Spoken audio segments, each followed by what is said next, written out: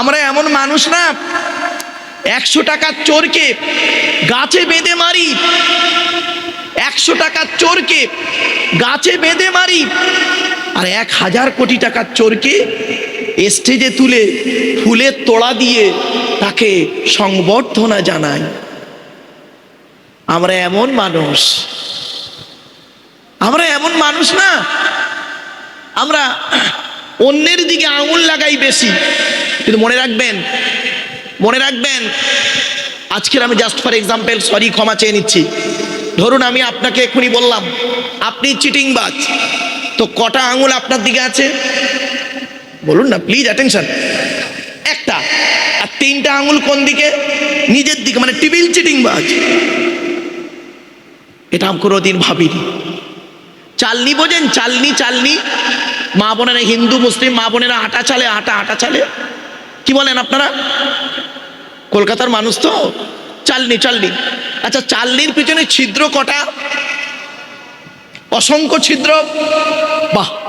আর সূচ দেখেছেন সূচের পিছনে ছিদ্র কটা? একটা। তো চালনি একদিন সূচকে বলছে, চালনি একদিন সূচকে বলছে, তোর পিছনে ছিদ্র কেন রে? তা সূচ কি উত্তর দেবে বলুন আপনারা? ভাববেন, আমার ওয়াজ কিন্তু ভাবতে হবে, আমার ওয়াজ শুনতে গেলে একটু কড়া আঁকড়ি থাকতে হবে, একটু শিক্ষা থাকতে হবে, তবে বুঝতে পারবেন, আর বোঝার ক্ষমতা থাকতে হবে। চালনি একদিন সূচকে বলছে তোর পিছনে ছিদ্র কেন? তা সূচ কি উত্তর দেবে? আমার তো একটা ছিদ্র আর তোর 1000টা, আর তুই তোরটা দেখ। রাগ করবেন না। এই যুবক ছেলেরা, এই হিন্দু মুসলিম যুবক ছেলেরা শুনে নাও, হিন্দু মুসলিম যুবকদেরকে বলে যাচ্ছি, তুমি যদি সত্যিকারের ভদ্র মানুষ হতে পারো, প্রতিষ্ঠিত হতে পারো, তোমার গায়ের ছেঁড়া জামাটা হবে ইতিহাস। তোমার গায়ের ছেঁড়া জামাটা হবে ইতিহাস। যদি তুমি সত্যিকারের মানুষের মতো মানুষ হতে পারো, তোমার গায়ের ছেঁড়া জামাটা হবে ইতিহাস। আর যদি অমানুষ তৈরি হও, তোমার সুন্দর পোশাকটা হবে পরিহাস। পরিহাস মানে ঠাট্টা, ঠাট্টা বিদ্রুপের। এজন্য অনুরোধ করে বলে যাচ্ছি, কথাগুলো একটু মূল্যায়ন করুন, একটু ভাবুন। চলুন একটু এগিয়ে যাই।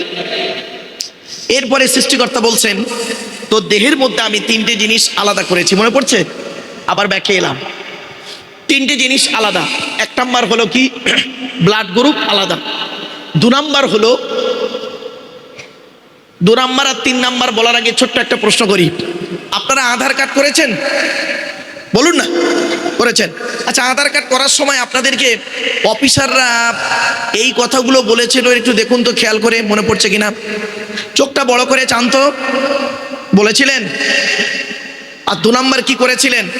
দুটো বুড়ো আঙুলকে নিয়ে একটা কাঁচের উপরে খুব চেপে ধরেছিলেন। হ্যাঁ, 1500 বছর আগে এই কোরআনে এই কথাটি লেখা আছে।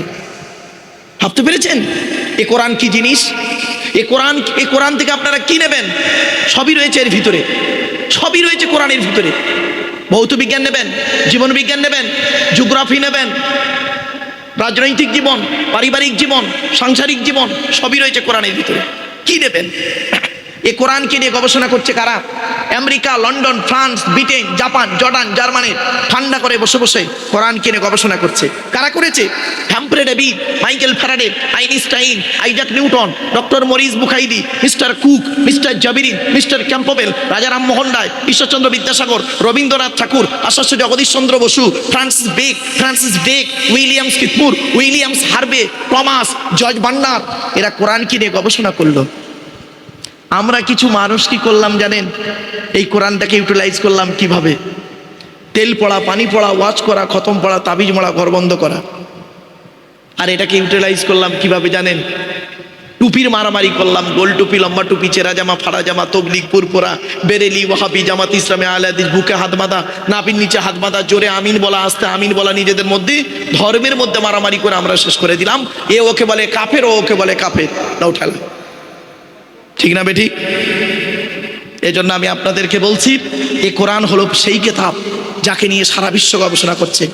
এ কোরআনকে কম্পিউটারে রাখা হয়েছিল। এ কোরআন কম্পিউটারে রাখার পরে কম্পিউটারে স্ক্রিন এটাই লেখা ছিল, ইহা এমন এক কিতাব যার মধ্যে কোনো ত্রুটি নেই। জোরে বলুন সুবহানাল্লাহ। কোথায় আছেন আপনি? আপনি এই কিতাবটাকে যাইতেই ভাবলেন। সারা বিশ্ব এই কোরআনকে নিয়ে গবেষণা করছে। এই জন্য আমি আপনাকে অনুরোধ করব, আপনি বাড়িতে কোরআনকে একটু কোরআন পড়াশোনা করুন। কোরআনের বাংলা অর্থ বের হয়ে গেছে, সবই রয়েছে। বিজ্ঞানের এই কোরআনের 1000 আয়াত হলো বিজ্ঞান ভিত্তিক। কোথায় আছেন আপনি? 1000 আয়াত হলো বিজ্ঞান ভিত্তিক। এ কোরআন এমন এক কিতাব, সৃষ্টিকর্তার পাঠানো কিতাব। চলেন এগিয়ে যাচ্ছি। এবারে আসছি, কোরআনে বলা হয়েছে আলাম নাজআল লাহু আইনাইনি। এর বাংলা মানে হচ্ছে, সৃষ্টিকর্তা বলছেন আমি কি তোদের দুটো চোখ তৈরি করি নাই? জিজ্ঞাসা চিহ্ন। তো আমেরিকার 10 জন বৈজ্ঞানিক তারা গবেষণা করলো যে সৃষ্টিকর্তা কেন এই কথাটি বললেন যে আমি কি তোদের দুটো চোখ তৈরি করি নাই। কি এমন ব্যাপার আছে দেখা যাক। চোখকে নিয়ে গবেষণা করতে করতে তারা পেয়ে গেল, এই পৃথিবীতে যত মানুষ জন্মগ্রহণ করেছেন, যত মানুষ এসেছেন, আসছেন, আসবেন, কারোর চোখের রেটিনার সঙ্গে কারোর চোখের রেটিনার কোনো মিল নেই। সঙ্গে সঙ্গে তারা ওই জায়গাতে দাঁড়িয়ে দাঁড়িয়ে ইসলামের কালেমা পড়ে মুসলমান হয়ে গেল। ভাবতে পেরেছেন বাবা?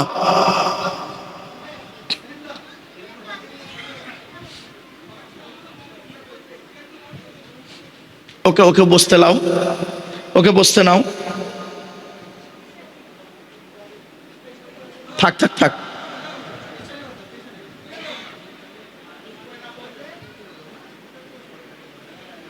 বস। মনে রাখবেন, এরা এরা একটু ডিস্টার্ব করবে আমি জানি, কিন্তু এদেরকে ভালোবেসে নিতে হবে। কেন জানেন? শুনে নিন। ঘুমিয়ে আছে শিশুর পিতা, সব শিশুরই অন্তরে। এ বাচ্চাটা এখন শিশু, আমরা ওই জীবনটা কাটিয়ে এসেছি, মনে আছে? বাড়িতে আব্বা এত মিষ্টি এনেছিল, একটা মিষ্টি পছন্দ হয় নাই। মসজিদে একটা বাতাসা দেবে, ওইটা নেওয়ার জন্য মারামারি করেছিলাম, মনে পড়ছে? একটু একটু অতীতটা একটু অতীতে চলে যান, এটাই সিম্পল। চলো। আল্লাহ নবী করতেন কি? বাচ্চাদের খুব ভালোবাসতেন। শুনে নিন, আজকে যে নবী সম্পর্কে আলোচনা করব সে সম্পর্কে আপনাদের বলে দিচ্ছি। আল্লাহ নবী করতেন কি? বাচ্চাদেরকে অত্যন্ত ভালোবাসতেন। বাচ্চাদেরকে মদিনার বাজারে যখনই বেরোতেন নবীজি, বাচ্চা বাচ্চা ছেলেদের দেখলে বলতেন, নবীজি বলতেন আসসালামু আলাইকুম।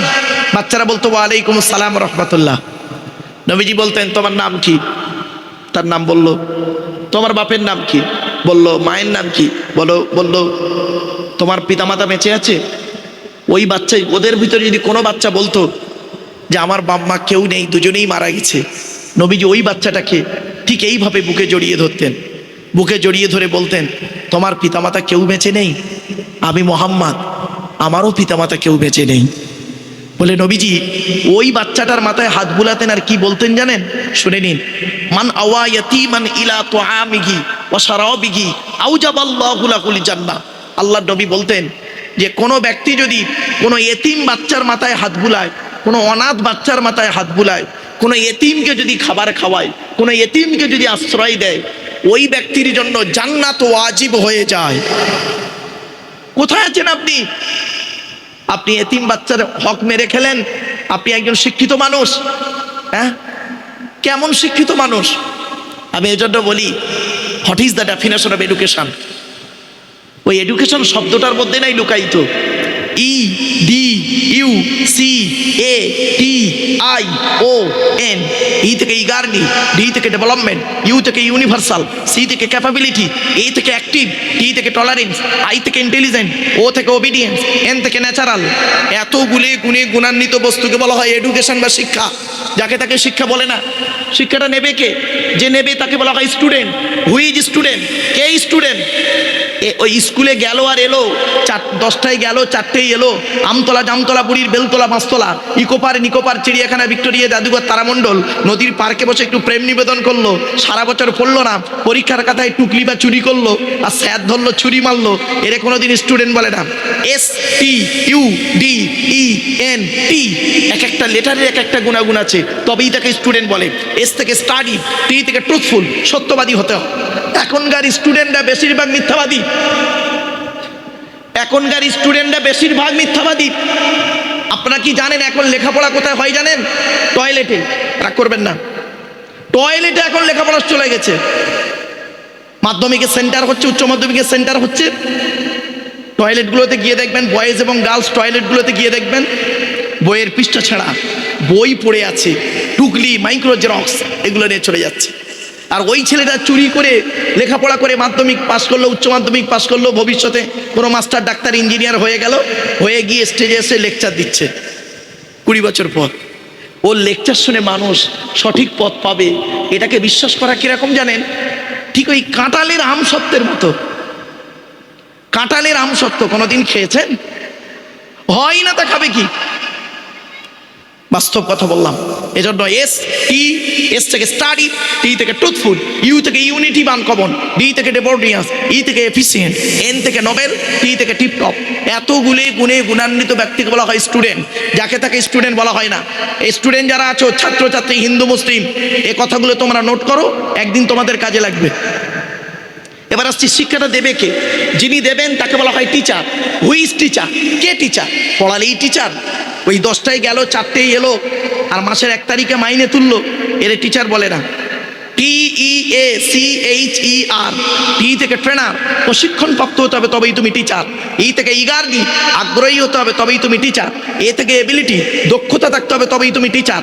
মোস্ট ইম্পর্টেন্ট লেটার সি থেকে ক্যারেক্টার, চরিত্র ঠিক থাকতে হবে তবেই তুমি টিচার। আজ থেকে 30 বছর আগে টিচার ছাত্রের সম্পর্ক কি ছিল? আজ থেকে 30 বছর আগে টিচার ছাত্রের সম্পর্ক কি ছিল? পিতার পুত্রের ন্যায়।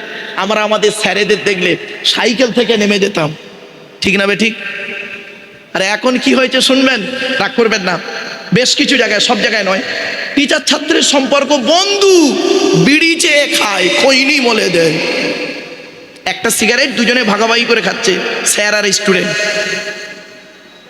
আজ থেকে 30 বছর আগে টিচার আর ছাত্রীর সম্পর্ক কি ছিল? পিতা আর কন্যার ন্যায়। মেয়েটি শিক্ষককে বাপের মতো ভক্তি করত, শ্রদ্ধা করত, আর শিক্ষক ছাত্রীটিকে নিজের কন্যা বলে মনে করত। এখন কি হয়েছে শুনবেন, বেশ কিছু জায়গায়, সব জায়গায় নয়, টিচার ছাত্রীর সম্পর্ক স্বামী স্ত্রী। প্রাইভেট পড়াতে দিল, ইংরাজি করাতে দিল, ম্যাথ করাতে দিল, জিওগ্রাফি করাতে দিল, ও বিয়েটাও পড়িয়ে নিয়ে বসে রইল। এই জন্যই প্রফেট মুহাম্মদ সাল্লাল্লাহু আলাইহি সাল্লাম বলেছিলেন, The messenger of Allah, peace be upon him, said, the best among are those with good manner. নবী বলেন, তোমাদের মধ্যে উত্তম ব্যক্তি ওই লোকটা যার ক্যারেক্টার, চরিত্র ভালো, ওই লোকটাই হলো উত্তম ব্যক্তি। একজন উকিল, ব্যারিস্টার, মাস্টার, ডাক্তার, মোল্লা, মনি সাহেব, পীর সাহেব, দরবেশ সাহেব, আমির সাহেব, মুফতি সাহেবের যদি চরিত্র খারাপ হয়, আর একজন টোটোওয়ালার চরিত্র যদি ভালো হয়, টোটোওয়ালাটাই হলো আল্লাহর কাছে প্রিয় ব্যক্তি। Many loss is something lost, health loss is nothing lost, but character loss is everything lost. মানুষের যদি টাকা চলে যায়, ইনকাম করলে টাকাটা আবার ফিরে আসবে। মানুষের যদি শরীর চলে যায়, ভালো মন্দ খেলে শরীরটাও ফিরে আসবে। কিন্তু বন্ধু, মানুষের যদি চরিত্র চলে যায়, চরিত্র কিন্তু আর ফিরে আসবে না। তাই নবী বলেছিলেন, 2 ঠোঁটের মাঝখানে 2 রানের বীজখানে, এই দুটো জিনিসের গ্যারান্টি তোমরা আমাকে দাও, আমি তোমাদের স্বর্গ বা জান্নাতের গ্যারান্টি দিয়ে দেবো। ভাবতে পেরেছেন? এবার আসছি, এইচ থেকে অনেস্টি, সততা থাকতে হবে তবেই তুমি টিচার। তুমি হিন্দু বলে মুসলমানের খাতা দেখবে কড়া করে, তুমি মুসলমান বলে হিন্দুর খাতা দেখবে কড়া করে। একজন আদর্শবান শিক্ষকের পরিচয় এটা নয়। মনে রাখবেন, শিক্ষকের কোনো জাত হয় না, শিক্ষক নিজেই একটা জাত, নিজেই একটা জাত। ডাক্তারের কোনো জাত হয় না, ডাক্তার নিজেই একটা জাত। ডাক্তারের কাছে একটাই পরিচয়, আমি ডাক্তার, তুমি রুগী। তুমি কালো না ফর্সা, নারী না পুরুষ, হিন্দু না মুসলিম, ধনী না গরিব, ওটা আমার কাছে ফ্যাক্টর নয়। শিক্ষকের সেম। একজন শিক্ষকের কাছে একটাই পরিচয়, আমি শিক্ষক, তুমি শিক্ষার্থী। আমি শিক্ষক, তুমি শিক্ষার্থী। তুমি কালো না ফর্সা, লম্বা না বেটে, নারী না পুরুষ, হিন্দু না মুসলিম, ধনী না গরিব, এটা আমার কাছে ম্যাটার নয়। আমার কাছে মেধার পরিচয়। একটু মাথায় নিয়ে চিন্তা করুন। এবার আসছি ই থেকে আর্লি। টিচার হতে গেলে আগে আগে আসতে হবে, লাস্ট লেটার ইজ আর থেকে রেগুলারিটি, নিয়মিত ক্লাস করতে হবে তবেই তুমি teacher. Trainer, eagerly, ability, character, honesty, RD, regularity, এতগুলো গুণ যার মধ্যে আছে, he is a really teacher. তিনি হলেন সত্যিকারের একজন টিচার। আচ্ছা ভাই, আমি এই মহরমের জলসায় এসে এই কথাগুলো কেন এখানে বলছি? নিশ্চয়ই কিছু কারণ আছে। কারণটা হলো আজকের আলোচনার সঙ্গে এই কথাগুলো একটু রিলেটেড। কিরকম? চলুন, আমার বলার উদ্দেশ্যটা কি? আল্লাহ নবী মুহাম্মদ সাল্লাল্লাহু আলাইহি ওয়াসাল্লাম নিজেই বলেছেন, ইন্নামা বুইস্তু মুআল্লিমা। দুনিয়ার মানুষ মুহাম্মদ সাল্লাল্লাহু আলাইহি সাল্লামকে আল্লাহ পাক বিশ্বের মানুষের টিচার করে পাঠিয়েছেন। আমি আব্দুল্লাহির মারুফ একজন টিচার, আর মুহাম্মদ সাল্লাল্লাহু আলাইহি সাল্লাম একজন টিচার। চলুন দেখি, একটু দেখে দিই বিটুইন ফার ডিফারেন্স। চলুন এগিয়ে যাই। ছোট্ট একটা উদাহরণ দিচ্ছি। আপনাদের এখানে কোনো কলেজ আছে? বেহালা কলেজ আছে নাকি? হ্যাঁ, বিবেকানন্দ একটা কলেজ আছে, ওমেন কলেজ। হ্যাঁ, ওখানে আমি বিএড করেছি, মানে আমি বিএড করেছি এলবেতেল কলেজ। ওই যে ক্রসপুঞ্জু বলে একটা জায়গার নাম আছে না বাবু, ওই এলবেতেল কলেজ থেকে বিএড করেছি। আমার সেন্টার পড়েছিল বিবেকানন্দ কলেজ এখানে। যাই হোক, তো কোনো কলেজের প্রফেসরকে আপনি যদি জিজ্ঞাসা করেন, উনি যেদিন বিদায় নিচ্ছেন, অবসরে নিচ্ছেন, সেদিন যদি ওনাকে জিজ্ঞাসা করা হয়, স্যার আপনি এই কলেজে 60 বছর চাকরি, 60 বছর বয়স পর্যন্ত চাকরি করেছেন, আপনি দয়া করে একটু বলতে পারবেন এই 60 বছর জীবনে যত স্টুডেন্ট পড়িয়েছেন প্রত্যেকটাই পারফেক্ট? উনি কি বলতে পারবেন? হ্যাঁ। বলুন বলুন। উনি এতটুকু বলবেন যে বাবা, আমার জ্ঞান মতে যত স্টুডেন্ট পড়িয়েছি 99% ভালো হতে পারে, তবে দু একটা চোর ডাকাত গুন্ডা বদমায়েশ হলে হতে পারে, ঠিক না? উনি 100% বলতে পারবেন না প্রত্যেকটা স্টুডেন্ট আমার পারফেক্ট। কিন্তু আপনারা কি ভেবেছেন, চিন্তা করেছেন?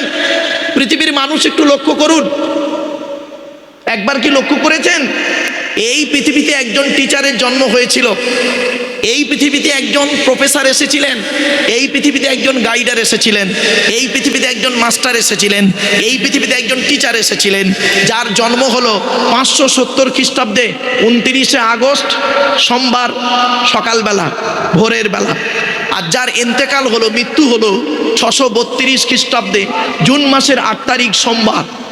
এই 63 বছর লোকটি পৃথিবীতে বেঁচেছিলেন। 63 বছর জীবনে কোনোদিন একটাও মিথ্যা কথা বলেননি। জোরে বলুন সুবহানাল্লাহ। এমনকি এই 63 বছরের জীবনে যত স্টুডেন্ট তৈরি করেছেন, স্টুডেন্টদের নাম দিয়েছেন কি শুনবেন? ছাত্রদের নাম দিয়েছেন সাহাবী। কি বললাম? ছাত্রদের নাম কি? সাহাবী। আর ছাত্রীদের নাম দিয়েছেন সাহাবিয়া, স্ত্রীলিঙ্গ সাহাবিয়া।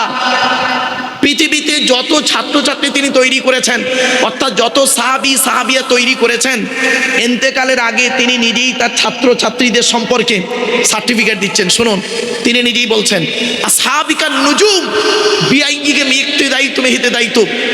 আমার প্রত্যেকটা সাহাবীরা হলো নক্ষত্রের ন্যায়, তোমরা যাকে অনুসরণ করবে তার মাধ্যমে ইহকালে শান্তি পাবে, পরকালে জান্নাত স্বর্গ পেয়ে যাবে। ভাবতে পেরেছেন? এমন একজন টিচারের নিয়ে আলোচনা আজকের হবেই। একটু ধৈর্যের পরিচয় দিন। চলুন এবার আসছি। সৃষ্টিকর্তা বলছেন যে তোমার দেহের মধ্যে আমি 3টে জিনিস আলাদা করেছি। 1 নাম্বার হলো কি? ব্লাড গ্রুপ আলাদা। 2 নাম্বার হলো চোখের রেটিনা আলাদা। 3 নাম্বার হলো কি জানেন? ফিঙ্গারপ্রিন্ট আলাদা। এটা কোথায় আছে? কোরআনে লেখা আছে। এই কোরআনে আছে। এই কোরআনের কোথায় লেখা আছে শুনে নিন। 29 নম্বর পারা বা খণ্ডে সূরার নাম সূরায়ে কিয়ামার 4 থেকে 5 নম্বর আয়াতে বলা হয়েছে, আয়াহসাবুল ইনসানু আল্লান নাজমা ইযওয়ামা বালা কাদিরিনা আলা আন নুসাউবিয়া বানানা। এই সহজ সরল বাংলা মানে কি? সৃষ্টিকর্তা বলছেন, হে মানব জাতি, তোরা কি মনে করেছিস আমরা মরে গেলে পচে গলে হাড় হয়ে যাব অথবা পুড়ে ছাই হয়ে যাব? সৃষ্টিকর্তা আর পরকালে আমাদের কাউকে তুলতে পারবে না। সৃষ্টিকর্তা বলছে এটা কোনোদিন ভাববি না। এই পৃথিবীতে যেমন তোদের বুড়ো আঙুলের ছাপ কারোর সঙ্গে কারোর যেমন কোনো মিল নেই, পরকালেও দেখবি কারোর সঙ্গে কারোর কোনো মিল পাবি না। কি আশ্চর্য কথা! কোরআনের এই কথাকে নিয়ে চ্যালেঞ্জ করলো। কোরআনের এই কথাকে নিয়ে কোরআনের ভুল বের করতে গেল কে? গবেষণা করলো কে? থাইল্যান্ডের চ্যাং ম্যাং ইউনিভার্সিটি অ্যানাটমি বিভাগের প্রফেসর, বিখ্যাত পণ্ডিত বৈজ্ঞানিক। লোকটার নাম হলো তাথাগত জেসান। উনি একজন খ্রিস্টান, হিন্দু নন, মুসলমান নন। উনি বললেন কোরআনে ভুল আছে। বলল কি ভুল? বলল কোরআনে লেখা আছে বুড়ো আঙুলের ছাপ নাকি কারোর সঙ্গে কারোর কোনো মিল নেই। আমি কোরআনের ভুল বের করে শুনবো। উনি করলেন কি, 1000 মানুষের বুড়ো আঙুলের ছাপ নিলেন, 1 বছর ধরে গবেষণা করে দেখছে কার সঙ্গে কার মিল আছে। যখন কারোর সঙ্গে কারোর করে মিল পেলেন না, ল্যাবরেটরির ভিতরে দাঁড়িয়ে দাঁড়িয়ে ইসলামের কালেমা পড়ে মুসলমান হয়ে গেলেন। কোথায় আছেন? এই সেই কোরআন, এই কোরআনকে নিয়ে গবেষণা করেছেন, আর আপনি কোথায় পড়ে আছেন? শুনে নিন, এ কোরআনের পরিচয় এবার দিচ্ছি। এ কোরআনের পরিচয় হলো, কোরআন আল্লাহর তরফ থেকে জিবরাইলের মাধ্যমে হযরত মুহাম্মদ সাল্লাল্লাহু আলাইহি সাল্লামের উপরে আরবের মক্কা নগরের নিকটবর্তী একটি গুহাটির নাম হলো হেরা। হেরা নামক গুহাতে 610 খ্রিস্টাব্দে 1 ফেব্রুয়ারি সোমবার কোরআনের প্রথম আয়াত বা বাক্য অবতীর্ণ হলো। কোরআনের প্রথম বাক্যের নাম হলো ইকরা, রিড, পড়ো পড়ো পড়ো। এই কোরআনে আছে 82 জায়গায় বিভিন্ন অ্যাঙ্গেলে নামাজের কথা, কিন্তু 92 জায়গায় লেখা আছে লেখাপড়ার কথা, এডুকেশনের কথা। 92 জায়গায় লেখা আছে। তো কোন সংখ্যাটা বেশি, 82 না 92? তাহলে লেখাপড়ায় পিছিয়ে কেন? প্রফেট মুহাম্মদ সাল্লাল্লাহু আলাইহি সাল্লাম বলেছেন, উতলুবুল ইলমা মিনাল মাহদি ইলাল লাহাদ, দোলনা থেকে নিয়ে কবর পর্যন্ত লেখাপড়া শেখো। শতমূর্খ লয়ে আমি স্বর্গে নাহি যাব, দ্বাদশ পণ্ডিত নিয়ে পাতালেই রব।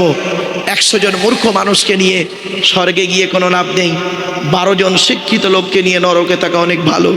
মূর্খ বন্ধুর থেকে শিক্ষিত শত্রু ভালো। মনে রাখবেন, শিক্ষার যে কতটা দাম, মূল্যায়ন যারা করেছে, যারা মূল্যায়ন করেছে তারাই বুঝেছে। চলো এগিয়ে যাচ্ছি। এবার আসছি এ কোরআনের ভিতরে কি আছে। 30টা পারা, 540টা রুকু, 114টা সূরা, 14 থেকে 15খানা সাজদা, 7টা মানজিল, 8 থেকে 12খানা সাক্তা, 6666টা আয়াত, কেউ বলেছেন 6236টা আয়াত, 3,23,215টা অক্ষর। এ কোরআন 22 বছর 9 মাস কয়েকদিন, কম বেশি 23 বছর ধরে কোনো ঘটনাকে কেন্দ্র করে, কোনো ব্যক্তিকে কেন্দ্র করে, কোনো বস্তুকে কেন্দ্র করে, কোনো জায়গাকে কেন্দ্র করে কোরআনের আয়াতগুলো অবতীর্ণ হয়েছে। 6000 আয়াত নাজিল হয়েছে, 12,000 জায়গায় নাজিল হয়েছে। কটা জায়গার নাম আপনি জানেন? শুধু মক্কার মদিনাই জানেন। বাস্তব বলছি, এই কোরআনের ভিতরে আছে, শুনে নিন, 250 রকমের হারাম, 250 রকমের হারাম, 250 রকমের হালাল। এই কোরআনে আছে 1000 আয়াত হলো বিজ্ঞান ভিত্তিক, বৈজ্ঞানিকরা গবেষণা করে পেয়েছে। কোথায় আছেন আপনি? সুতরাং এই কোরআনকে মূল্যায়ন করুন, দেখবেন হিন্দু মুসলিম যারা কোরআনকে নিয়ে গবেষণা করেছে তারাই পেয়েছে। রাগ করবেন না, আবার বহু তথ্য দিচ্ছে, আমি আপনাদেরকে দিয়ে যাব ইনশাআল্লাহ আজিজ। চলো এবার আসছি, এখন আলোচনা চলছে আমাদের কার? আল্লাহ, ওই সৃষ্টিকর্তার কেতাব আর সৃষ্টিকর্তা নিয়ে আলোচনা চলছে।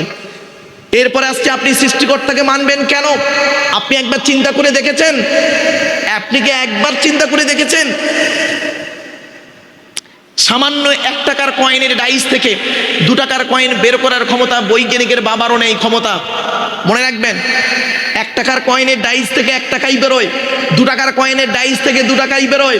মনে রাখবেন, সৃষ্টিকর্তা বলছেন, পৃথিবীর মানুষ একবার লক্ষ্য করে দেখ, তোর একটা মা একটা বাপ থেকে তোরা 5টা ভাই বোন হলি, 5টা 5 রকম দেখতে, কেউ লম্বা, কেউ বেটে, কেউ নারী, কেউ পুরুষ, কেউ কালো, কেউ ফর্সা, এমনকি কারোর বুড়া আঙুলের ছাপের সঙ্গে কারোর বুড়া আঙুলের ছাপের কোনো মিল নেই। এই জিনিসগুলো দেখ, আর আমি সৃষ্টিকর্তা আমাকে আল্লাহ আল্লাহ বলে একবার ডাক, আমি আল্লাহ তোর ডাকে সাড়া দেব। কোথায় আছেন আপনি? চলুন এগিয়ে যাই, চলুন এগিয়ে যাই একটু। সৃষ্টিকর্তা বলছেন, তোদেরকে একটু বুদ্ধি দিলাম, আমি সৃষ্টিকর্তা তোদের একটু বুদ্ধি দিলাম, সেই বুদ্ধি নিয়ে তুই কি করলি? পৃথিবীতে একটা মেশিন তৈরি করলি, মেশিনটার নাম দিলি ফ্রিজ। ফ্রিজ ফ্রিজ তোদের তৈরি ফ্রিজের গুণাগুণ কি? গরমকে ঠান্ডা করিস, ঠান্ডাকে 0 ডিগ্রির নিচে নামিয়ে বরফ জমিয়ে দিস। তোদের তৈরি ফ্রিজটা কারেন্ট ছাড়া চলে না। তোদের তৈরি ফ্রিজের পানি খেলে থাইরয়েড বেড়ে যাওয়ার সম্ভাবনা বেশি। তোদের তৈরি ফ্রিজটা মাটির উপরে বসানো থাকে। আর আমি সৃষ্টিকর্তা আল্লাহ, আমি একটা পৃথিবীতে ফ্রিজ তৈরি করেছি। আমার তৈরি ফ্রিজটা মাটির তলায় বসিয়ে রেখেছি। আমার তৈরি ফ্রিজের নাম হলো শীতকাল আর গ্রীষ্মকাল। গরমকালে যত কলে পাম্প করবি মাটির তলা থেকে তত ঠান্ডা ঠান্ডা পানি বেরোবে, আর শীতকালে যত কলে পাম্প করবি আমি আল্লাহ আমার তলার ফ্রিজ থেকে গরম গরম পানি বেরোবে। ভাবতে পেরেছেন? আমাদের কোনো চিন্তা নেই, কোনো চেতনাই নেই। আপনি সৃষ্টিকর্তাকে কোথায় পাবেন? কোথায় পাবেন? মনে রাখবেন, সৃষ্টিকর্তাকে পেতে গেলে সব জায়গায় সৃষ্টিকর্তা আছে, আল্লাহ আছে, আপনি খুঁজেই পাননি, খুঁজেই পাননি। চলেন এগিয়ে যাই। এরপরে সৃষ্টিকর্তা বলছেন এই পৃথিবীতে ইবাদতের জন্য একটা ঘর আছে আমার না, সেই ঘরটার নাম হলো মসজিদ। মসজিদ মসজিদ হলো আল্লাহর ঘর, আল মসজিদু বাইতুল্লাহ। কোরআনে বলা হয়েছে ওয়ান্নাল মাসাজিদা লিল্লাহ ফালা তাদউ মা আল্লাহি আহাদা। সেখানে বলা হয়েছে কি মসজিদ হলো আল্লাহর ঘর, আল্লাহ ছাড়া কারোর আরাধনা উপাসনা করিও না। এবার আসছি মসজিদের ইমাম, মসজিদের দায়িত্ব কারা নেবে তাদের সম্পর্কে প্রথমেই আমি বলে দিয়েছি বক্তব্যের শুরুতেই। তারপরে আসছি মসজিদে যিনি নামাজ পড়ে তাকে বলা হয় ইমাম।